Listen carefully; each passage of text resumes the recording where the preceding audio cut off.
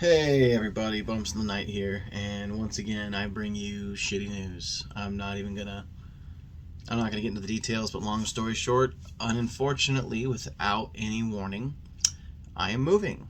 It was not planned, it was not expected, this was not supposed to happen for another year, maybe 2 years max, but yeah, so I'm moving again. So, you know what that means? There's gonna be huge lagging content because this year has just been one non-stop tournament. And all I'm doing is trying to pick my face as it just keeps going for the shot. Go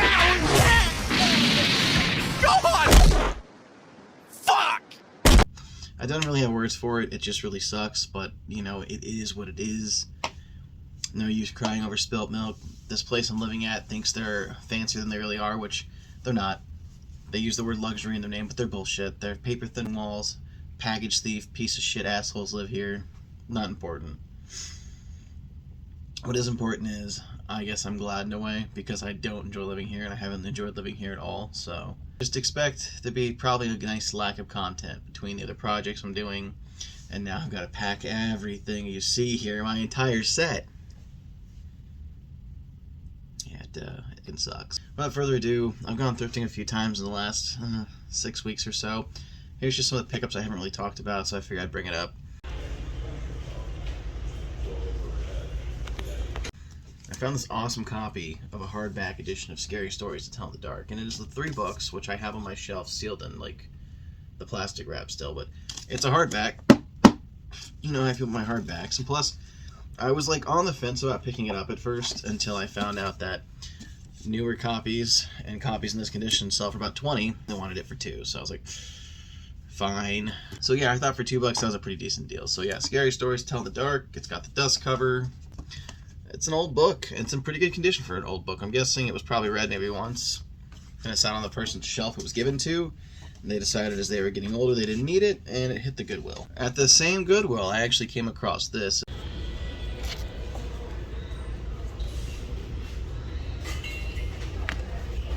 Which I think is pretty neat. I don't show my car off very often. I don't really feel like there's much to talk about in it, but my car has what is now a luxury feature, and I find it ironic because this is luxury, but essentially my car has a CD player, and so I ended up picking up this. This is a Halloween CD tin, but I love the fact that it's all like raised on the front. And it comes with 2 CDs and a copy of Night of the Living Dead in black and white, which I thought was awesome. So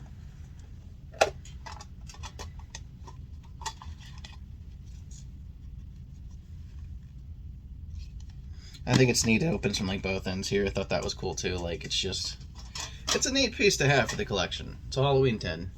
So urban legends and ghost stories. And then of course, you know, it's got the oh no, come back. The Night of the Living Dead came with it. So yeah, I was pretty happy to get a hold of that. It was brand new when I got it, so it had never been used. None of this has been used yet, but I plan to pop these in my car and listen to them. Funny enough about my car, if I wanted to, I could pop this in as well, and I could actually listen to it. At stoplights, it would play on the screen, but they don't play a movie while you're driving because, you know, you're distracted and, you know, wrecking shit. But I thought it was really neat, and I have a nice collection of Halloween CDs. I'm always keeping my eye out for those. So now let me bring it to probably the reason you clicked on this video. Oh, it's a big old bag. And in that last thrifting clip I tossed on this video,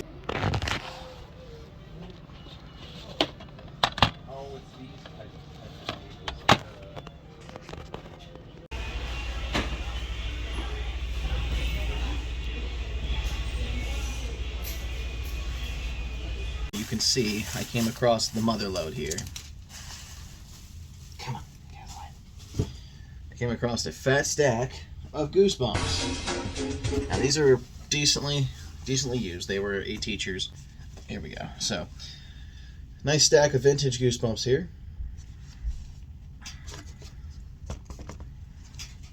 I came across a secondary printing of the Abominable Snowman from the series' second printing, where it had the more colorful slime, and it wasn't like they were numbered. Like this one's not numbered at all. So this was like the 2002, 2003 printing, where they tried to like get that last minute money out of it and try to like bring the series back. Got a copy of Attack of the Mutant. Unfortunately, they all have these like AR stickers on them. So, yeah, that's unfortunate. I'll probably attempt to try to remove them. And you know, they're in used condition. They're not in the most amazing condition, but they're not beat to hell either. So these will be going on a resale pile, of course. You know me. It came from beneath the sink. This one was worth a whole 2 AR points. So, Go Eat Worms. Bad Hair Day. This is the one that caught my eye. I couldn't believe it. I never find something this high in the series out in the wild. Don't Go to Sleep. Why I'm Afraid of Bees. Egg Monsters from Mars. This one's a little more well-loved.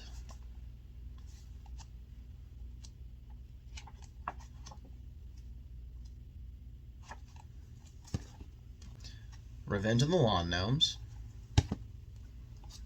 The Legend of Lost Legend. And funny enough, before 2017, it had never been reprinted, so it was one of those harder to find ones. Now, not so much.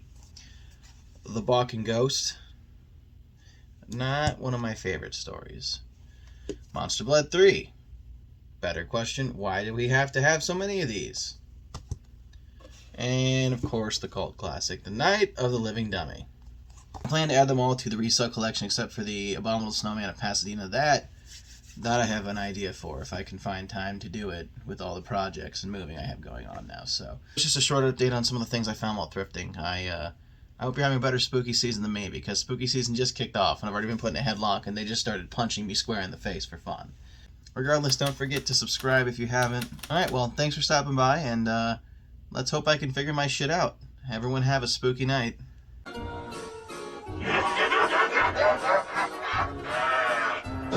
Bye.